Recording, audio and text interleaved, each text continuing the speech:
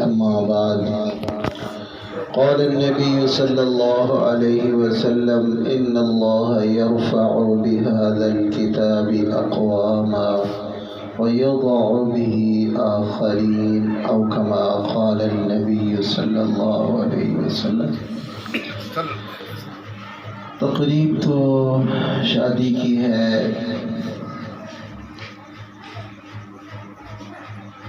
اگر شادی کے موقع پر کوئی دینی پروگرام رکھا جائے تو یہ عجیب سا لگتا ہے، حالانکہ ہمارے نبی کریم صلی اللہ علیہ وسلم نے خطبہ نکاح جس میں اللہ کی حمد و ثنا، نبی کریم صلی اللہ علیہ وسلم کی ذات اقدس پہ درود و سلام، اور اس کے ساتھ 5 جگہ 3 آیات جو پڑھی جاتی ہیں ان میں تقریباً 5 جگہ اللہ سے اتقوا اللہ اتقوا اللہ اتقوا اللہ فرمایا۔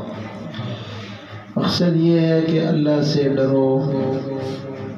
شادی کے موقع پر بھی اور شادی کرنے والے جوڑے کو دونوں کو بتایا جا رہا ہے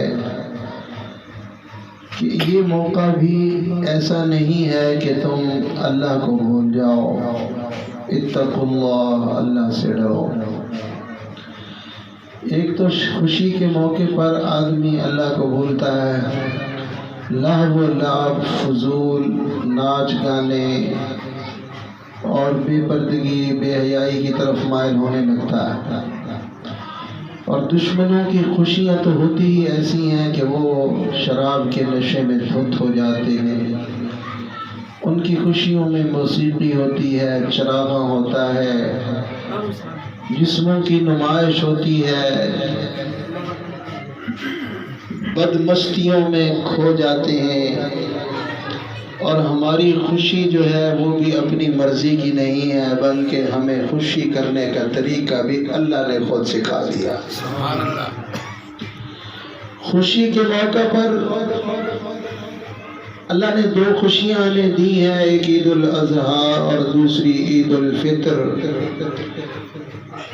ان خوشیوں کو منانے کا طریقہ بھی اللہ کے رسول صلی اللہ علیہ وسلم کے ذریعہ سے ہمیں سمجھا دیا کہ رات کو جلدی اٹھ جاؤ، غسل کرو، مسواک کرو، صاف ستھرا لباس پہنو، خوشبو لگاؤ، اور اللہ کا ذکر کرتے ہوئے اللہ کی بارگاہ یعنی عیدگاہ میں پہنچ جاؤ، اور وہاں پہنچ کر تم نے کیا کرنا ہے؟ اللہ کی بارگاہ میں سجدہ ریز ہو جاؤ۔ سبحان اللہ۔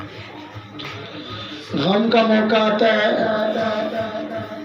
تو ہمیں اپنی مرضی سے غم منانے کا نہیں کہا کہ جیسے لوگ کرتے ہیں 5 منٹ کی خاموشی کر لو، 1 منٹ کی خاموشی کر لو، مرحومین کے یاد میں، ان کی یاد میں چراغاں تھوڑا سا کر لو، موم بتیاں جلا لو، یا اپنے جسموں کو مارو، لہو لہان کرو، سر میں خاک ڈالو، منہ سے بری آوازیں نکالو۔ فرمایا نہیں، استعینوا بالصبر والصلاۃ۔ جب تمہیں کوئی مصیبت آئے تو اللہ کی امداد حاصل کرو صبر اور نماز کے ذریعہ سے۔ کبھی ایسا موقع آتا ہے کہ غم اور خوشی دونوں اکٹھے ہو جاتے ہیں۔ شادی ہو رہی تھی، اسی گھر میں فوتگی ہو گئی، تو خوشی اور غم دونوں اکٹھے ہو جاتے ہیں۔ عموماً ہوتا یہ ہے کہ غم غالب آ جاتا ہے، خوشی مغلوب ہو جاتی ہے، لیکن ہمیں اس موقع پر بھی اپنی مرضی کرنے کا نہیں کہا کہ غم بھی اپنی مرضی سے نہیں کر سکتے، خوشی بھی نہیں کر سکتے۔ غم اور خوشی اکٹھے ہوں تب کیا کریں؟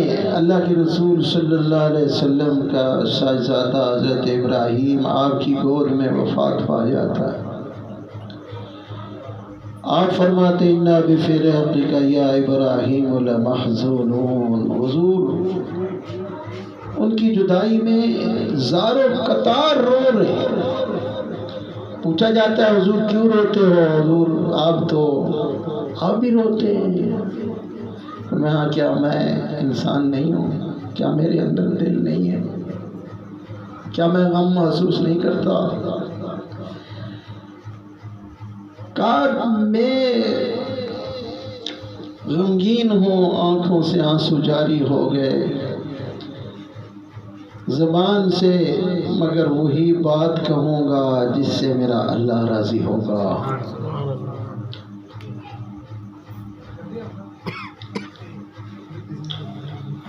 زبان سے وہی بات کہوں گا جس سے میرا اللہ راضی ہوگا۔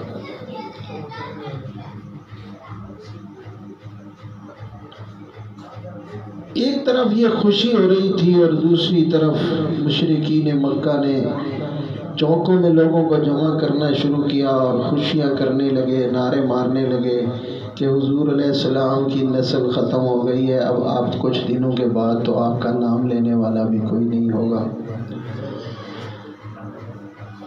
ایک یہ پریشانی تھی، دوسرا دشمنوں کا جشن اور ان کی خوشی، آپ کے بچے کی وفات پر خوش ہونا، دوہرا صدمہ تھا۔ اللہ نے سورہ کوثر اس موقع پر نازل فرما دی۔ غم تھا، کوثر عطا فرما دی۔ کوثر کی دو تفسیری علماء نے کی ہے، ایک تو وہی حوض کوثر ہے جس کی زیادہ تفسیر کی ضرورت نہیں، اس کا پانی جس کو نصیب ہو گیا 50,000 سال کا دن قیامت کا گزر جائے گا، نہ بھوک لگے گی نہ پیاس لگے گی۔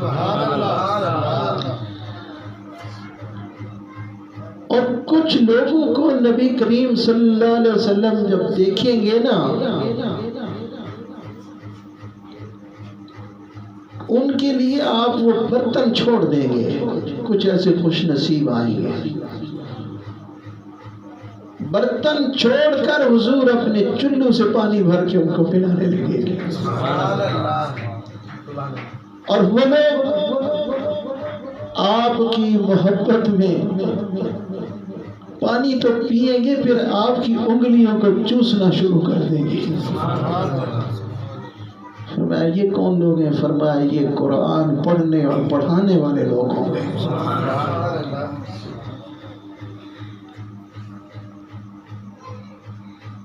دوسرا خیر کثیر، میرے محبوب ہم آپ کو ہر چیز میں بہتری دیں گے، آپ کی امت میں کثرت ہوگی،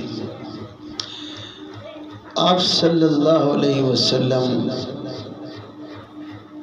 کو ہم ہر بھلائی عطا فرمائیں گے، ہر خیر آپ کے لیے ہوگی۔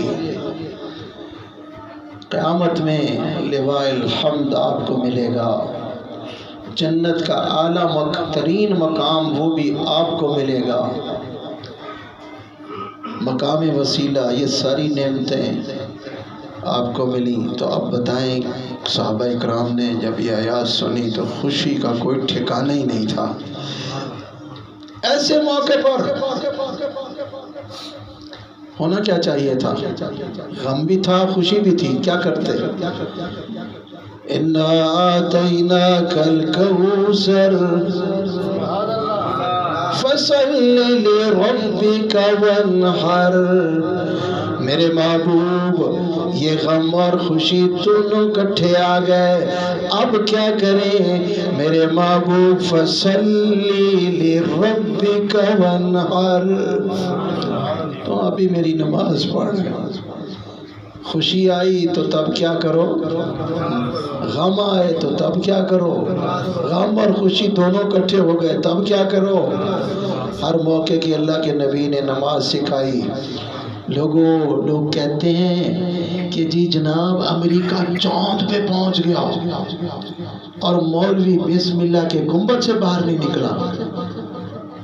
ہم پر اعتراض ہوتا ہے، اچھا ہم نے کوئی قصور کیا ہے؟ مولوی چاند پہ، امریکہ چاند پہ پہنچ گیا، تو آپ یہ بتائیں کہ ان کے سارے امریکہ والے چاند پہ گئے تھے یا ان کے کوئی ایک آدھ نمائندہ گیا تھا؟ اور ہمارا بھی نمائندہ گیا مگر 7 آسمانوں سے بھی اوپر چلا گیا. اربوں روپے لگے، قوم کے خون پسینے کے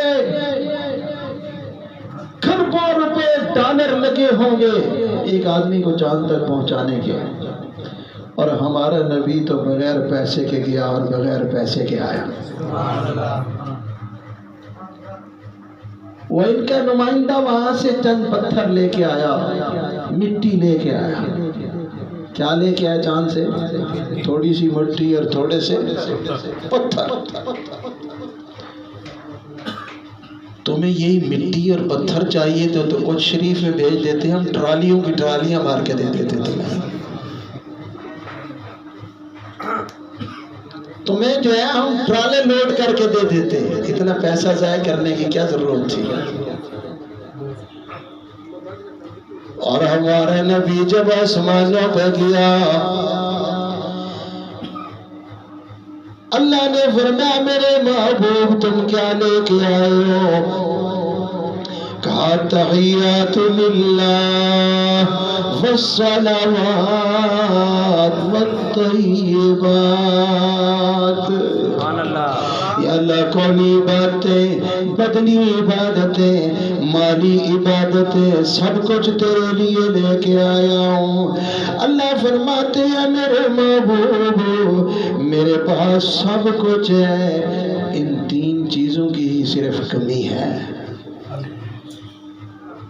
میں کسی کے آگے جھکنا نہیں جانتا، عاجزی میرے اندر نہیں ہے.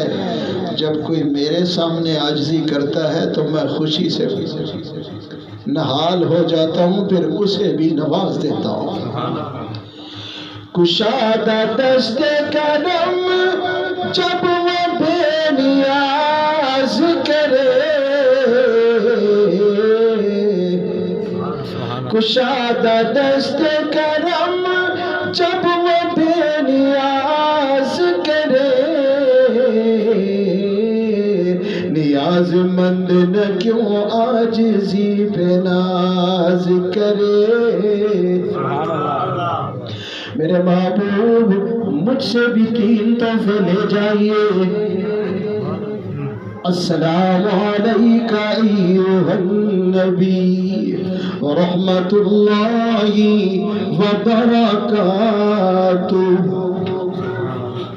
اللہ یہ تو نے مجھے جو نعمتیں دی ہیں نا، میری عاجزی پر، میری تواضع پر، میری انکساری پر، تیرے تحفے بڑے ہیں، میرے تحفے چھوٹے ہیں.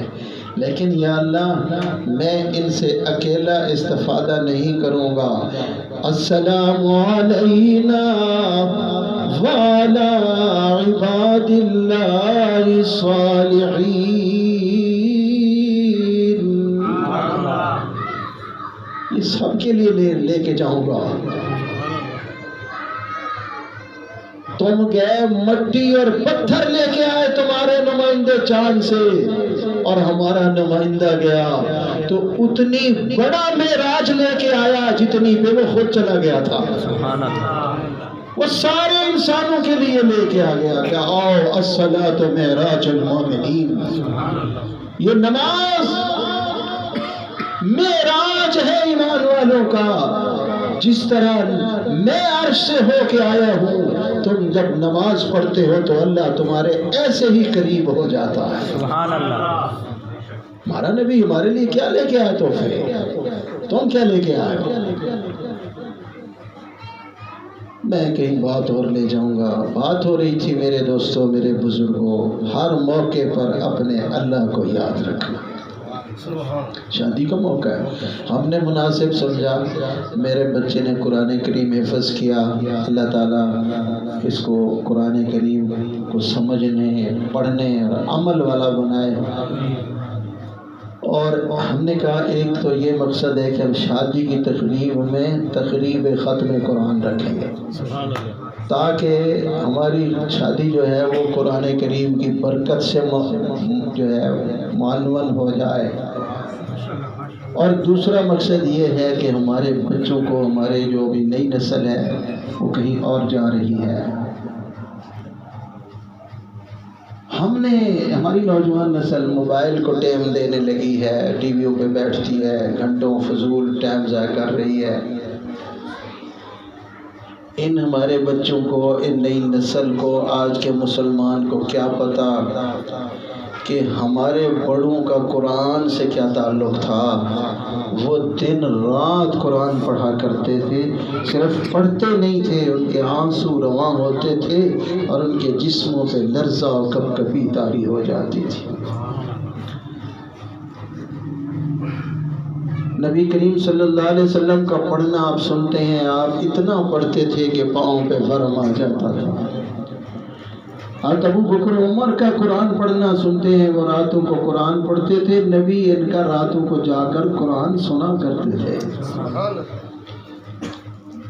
ایک دن دیکھا عمر زور سے پڑھ رہے ہیں، ابو بکر آہستہ آہستہ، صبح کو دونوں کو پیشی ہو گئی، ابو بکر تم کیوں آہستہ پڑھ رہے تھے؟ کہا یا رسول اللہ، جس کو سنا رہا تھا اس کو اونچا سنانے کی ضرورت ہے کیا؟ عمر تم، یا رسول اللہ میں اس لیے زور سے پڑھ رہا تھا تاکہ میری آواز جہاں تک جائے وہاں سے شیطان دفع ہو جائے اور جو غافل لوگ پڑے ہیں وہ اٹھ جائیں۔ کہا آج کے بعد تم ایک کام کرو، اپنی مرضی سے پڑھتے رہو، آج کے بعد ہماری مرضی سے پڑھا کرو۔ ابو بکر تم اونچا کر لو، عمر تھوڑا آہستہ پڑھو۔ حضرت عثمان ایک رات میں پورا قرآن ختم کرتے تھے اور کہتے تھے وہ دن میرے لیے سب سے بڑا، میری زندگی کا سب سے جو ہے کہہ لیں کہ مفہوم ہے، وہ پورا دن ہوگا جس دن میں قرآن کریم کی زیارت بھی نہ کروں اور تلاوت بھی نہ کر سکوں۔ وہ رات کو ایک رکعت میں پورا قرآن پڑھتے تھے، دن کو بھی تلاوت قرآن دیکھ کے کیا کرتے تھے۔ جب موت کا وقت آیا تو اللہ نے کہا میرے عثمان، تجھے میرے قرآن سے بڑا پیار تھا نا، تو بہت قرآن سے محبت کرتا تھا، چل آج تیری موت ایسے وقت میں آئے گی جب تیری آنکھیں قرآن پر لگی ہوں گی، تیری زبان پر آیات مچل رہی ہوں گی۔ شہادت ہوئی تو قرآن کریم کے صفحات پر، قرآن کے صفحات پر ان کے خون کے چھینٹے جا پڑے اور وہ آیت زبان پر تھی فَسَيَكْفِيكَهُمُ اللَّهُ وَهُوَ السَّمِيعُ الْعَلِيمُ۔ قیامت کے دن کسی کی گواہی شہادت کی بدر کا میدان دے گا، احد کا میدان دے گا، مکہ مدینہ کے مضافات دیں گے، مسجد نبوی کا منبر و مصلی دے گا، تو وہاں عثمان کی گواہی کے لیے اللہ قرآن کو بلائے گا، قرآن تو بتا میرے عثمان کی شہادت کیسے ہوئی تھی۔ حضرت امام ابو حنیفہ، حضرت علی رضی اللہ تعالیٰ عنہ قرآنی علوم کے ماہر تھے، جنہوں نے قرآن کے سمندر میں ایسے غوطے لگائے اور ایسے نکات قرآن کریم کے اندر سے نکالے اور ایسے ہیرے جواہرات نکالے کہ حضرت علی کے وہ آپ چیزیں اکٹھی کریں جو انہوں نے قرآن سے سمجھی ہیں، ایک بات قرآن سے ایسی نکالی ہے کہ کوئی اس کی مثال نہیں ہے، کہ وہ کیوں علم کا باپ تھے، قرآن سے ایسا تعلق تھا۔ امام ابو حنیفہ رحمۃ اللہ علیہ ایک رات میں ایک رکعت میں پورا قرآن پڑھا کرتے تھے، اور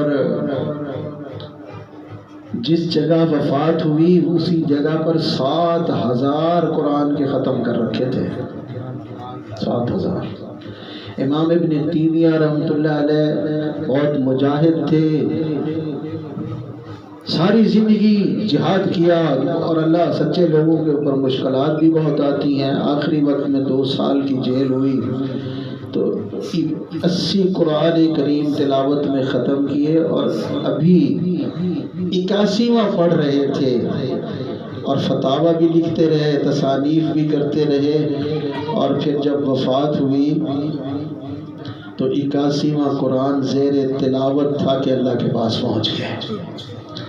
دور نہ جائیں، حضرت شیخ الحدیث مولانا زکریا رحمۃ اللہ علیہ فرماتے ہیں کہ میری دادی جو ہے، اچھا ایک بات یاد رکھیں، سارے صحابہ میں، صحابیات میں کوئی ایک بھی ایسا نہیں ہے جو 7 دن کے اندر قرآن نہ ختم کرتا ہو تلاوت میں۔ یہ 7 منزلیں صحابہ اکرام کی بنائی ہوئی ہیں،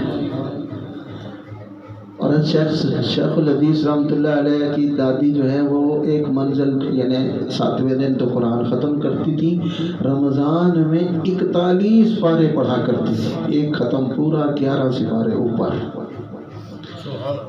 حضرت شیخ زکریا رحمۃ اللہ علیہ فرماتے ہیں میرے گھر کی عورتیں میں، خاندان کی عورتوں میں کوئی ایک بھی عورت ایسی نہیں ہے جو 7 منزلوں میں قرآن مکمل ہفتے میں نہ کرتی ہو، اور رمضان میں پھر اور جوش چڑھ جاتا ہے تو ہر گھر کے سارے کام کاج کے ساتھ 16-17 سپارے روزانہ تلاوت بھی کرتی ہیں، ریس لگی رہتی ہے میں زیادہ پڑھوں۔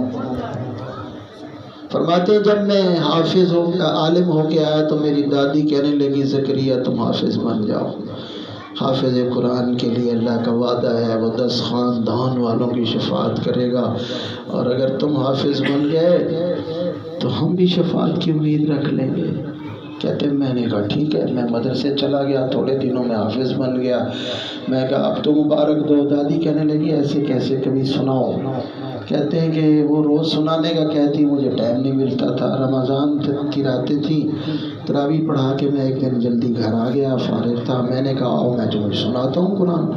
گھر کی ساری عورتیں پیچھے کھڑی ہو گئی، دادی اماں، نانی اماں، بوڑھیاں، جتنی گھر کی عورتیں تھیں سب۔ میں نے پہلی رکعت کی اور 15 پارے ختم، دوسری رکعت کی تو پورا ختم، ادھر سحری کا وقت ہو گیا۔ میں نے کہا یار میں نے اچھا نہیں کیا، اتنا زیادہ ان کو قرآن سنا دیا، یہ تو بوڑھیاں تھی بیچاری، میں تو جوان ہوں۔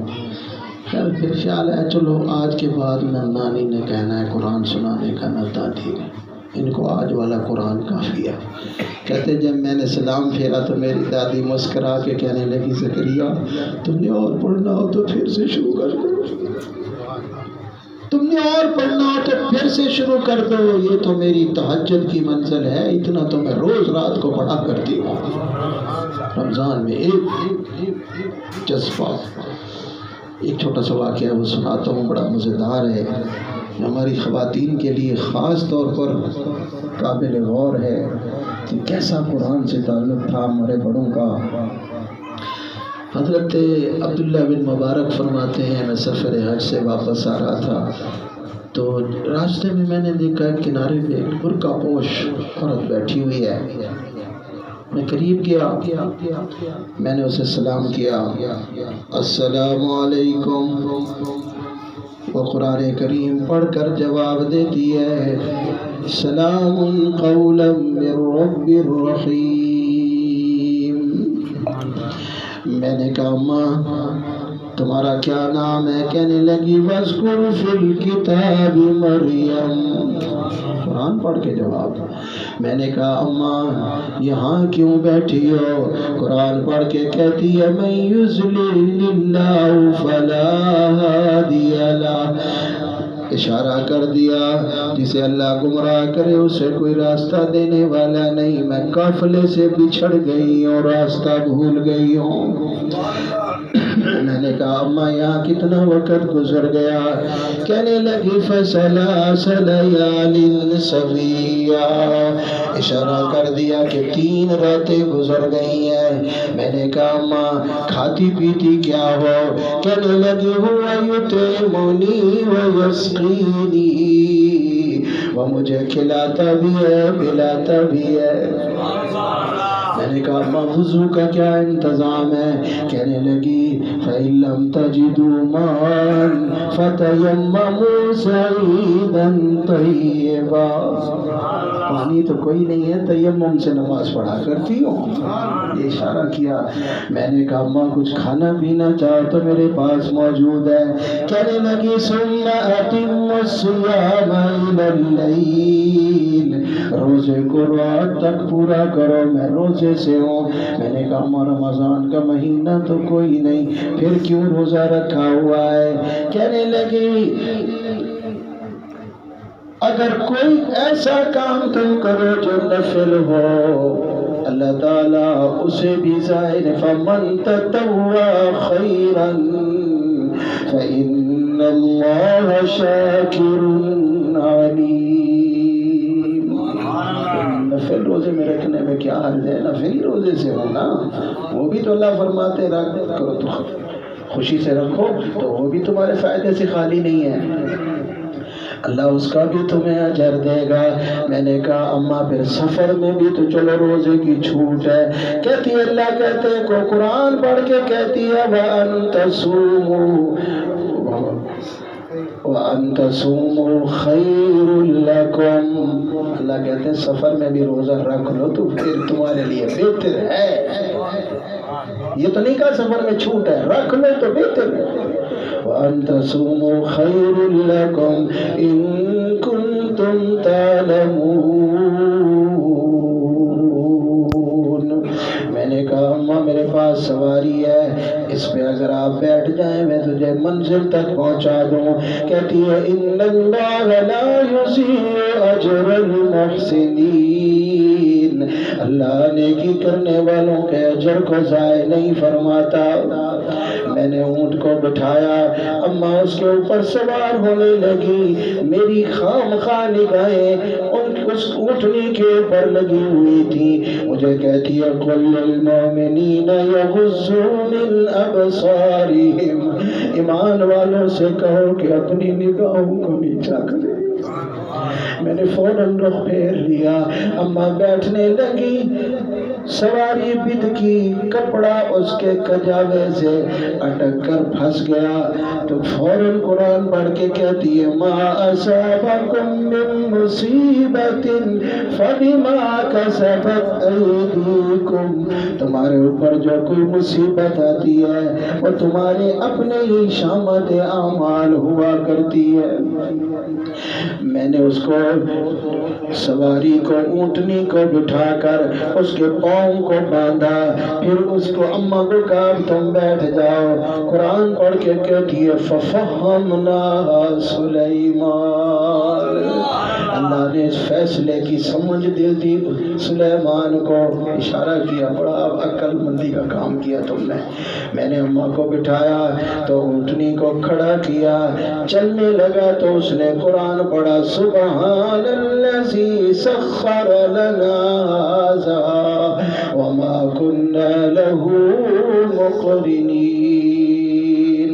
آگے چلتے ہوئے میں نے اونٹ کو مست کرنے کے لیے ذرا اشعار پڑھنے شروع کیے، ذرا دوڑ لگانی شروع کی، مجھے کہتی ہے وَاقْصِدْ فِي مَشْيِكَ وَاغْضُضْ مِنْ صَوْتِكَ، اپنی چال میں آنا کرو، اپنی آواز نیچی کرو۔ تو میں چپ ہو گیا، پھر میں نے نہیں پڑھا، تو کہنے لگی فَقْرَئُوا مَا تَيَسَّرَ مِنَ الْقُرْآنِ، اور قرآن پڑھ جہاں سے تجھے آسان لگتا ہو۔ میں نے کہا الحمدللہ مجھے بہت قرآن آتا ہے۔ میں نے قرآن کریم پڑھنا شروع کیا تو وہ کہنے لگی انما یتذکر اولو الالباب، نصیحت تو عقل مند ہی لوگ قبول کیا کرتے ہیں۔ راستے میں میں نے پوچھا ماں تم کس قبیلے سے تعلق رکھتی ہو؟ کہنے لگی ولا تقف ما لیس لک بہ علم، اس کی چیز کے پیچھے مت ہو لیا کرو جس کا تجھے علم نہ ہو۔ ان السمع والبصر والفؤاد كل اولئک کان عنہ مسئولا، بے شک تمہاری آنکھوں کا، ان السمع تمہارے کانوں کا، تمہارے آنکھوں کا، تمہارے دل کا تم سے سوال کیا جائے گا۔ یار ان کا مسئلہ کیا ہے، یہ ہر بات قرآن سے کیوں پڑھتی ہے؟ میں نے روک کے پوچھ لیا، میں نے کہا تھک گیا ہوں، تم میری طرح بات کیوں نہیں کرتی؟ میں اپنی بولی میں بات کرتا ہوں تو مجھے قرآن پڑھ کے سناتی ہے۔ اس نے کہا ما يلفظ من قول الا لديه رقیب عتید، دے. جب بھی تم کوئی زبان سے بات نکالتے ہو ایک طاق میں بیٹھا ہوا اس کے لیے تیار بیٹھا ہوتا ہے، تمہارے الفاظ فوراً لکھ لیتا ہے. اس لیے میں نے جب سے ہوش سنبھالی ہے فیصلہ کیا ہے کہ جب بھی بولوں گی قرآن سے بولوں گی، اپنا معافی ضمیر روز مرہ کا قرآن سے ہی بولوں گی، تاکہ جب قیامت کے دن میرا حساب نکالا جائے تو سوائے قرآن کے بات ہی کوئی نہ ہو. آگے چلے تو میں نے پھر پوچھ لیا اماں تمہارا خاوند زندہ ہے؟ تو مجھے کہنے لگی لا تسألوا عن اشیاء ان تبد لکم تسؤکم. ایسی باتوں کا سوال نہ کرو جس کا جواب پا کر تمہیں پھر پریشانی ہو جائے. چپ رہو. تو میں نے کہا ماں یہ بتاؤ تمہارے بیٹے قافلے میں جو آگے چلا گیا ہے ان کے نام کیا ہے؟ کہنے لگی وَاتَّخَذَ اللَّهُ إِبْرَاهِيمَ خَلِيلًا وَكَلَّمَ اللَّهُ مُوسَىٰ تَكْلِيمًا يَا يَحْيَىٰ خُذِ الْكِتَابَ بِقُوَّةٍ. میں نے پہلے پوچھا ماں تمہاری اولاد بھی ہے؟ تو کہنے لگی ہاں المال والبنون زینت الحیات الدنیا. اللہ نے مال بھی دیا ہے بیٹے بھی دیے ہیں. میں نے نام پوچھے تو یہ نام پڑھ کے بتائے. ادھر قافلے کے ہم قریب پہنچ گئے. میں نے کہا ابراہیم موسیٰ اور یحییٰ کہاں ہیں؟ ہاں میں نے پوچھا اماں وہ قافلے میں کیا ذمہ داری لے کے جا رہے ہیں؟ کہنے لگی وَبِالنَّجْمِ هُمْ يَهْتَدُونَ. اور علامات ہیں اور وہ ستاروں سے بھی رہنمائی لیتے. اشارہ تھا کہ وہ بادشاہ اس کے قافلے کے سردار ہیں. میں نے جیسے ہی آواز دی اس کے نوجوان بچے چاند جیسے مکھڑے والے میرے سامنے دوڑتے ہوئے چلے آئے. میں نے انہیں سلام کیا تو وہ بھی ماں کی طرح قرآن پڑھ کے جواب دیتے ہیں السلام قولا من رب الرحیم. مائیں ایسی تھی تو اولاد بھی تو ایسی ہی ہوگی نا. قرآن پڑھ کے کہتی ہے ابعثوا احدکم بفریقکم ھذی الی المدینة فلینظر ایھا ازکی طعاما. اپنے میں سے کسی کو روپیہ دے کر بھیجو تاکہ وہ جا کر تلاش کرے کہ کون سا کھانا پاکیزہ ہے پھر اس میں سے کچھ لے کے آئے. فوراً بچے گئے کھانا لے کے آئے. میرے سامنے کھانا رکھا. قرآن پڑھ کے کہتی ہے کلوا واشربوا ہنیئا بما اسلفتم فی الایام الخالیہ. یہ کھاؤ پیو ان چیزوں کا بدلہ ہے جو تم ان اعمال کا بدلہ ہے جو تم پچھلے دنوں میں کر کے آئے ہو. تو کہنے لگے میں بڑا حیران بڑا حیرت سے چلا گیا. اور پھر میں اگلے سال جو ہے نا پھر اس ارادے سے حج کر کے جو آیا تو میں نے کہا ذرا وہاں اس اماں کی خبر بھی لیتا جاؤں. تو وہاں دیکھا ایک جمع غفیر اکٹھا ہے اور وہاں پر جو ہے نا جنازہ ہو رہا تھا کوئی. میں نے پوچھا کون فوت ہوا ہے؟ تو کہنے لگے کہ وہی اماں فوت ہو گئی ہے جو متکلمہ بالقرآن کے نام سے جانی جاتی تھی.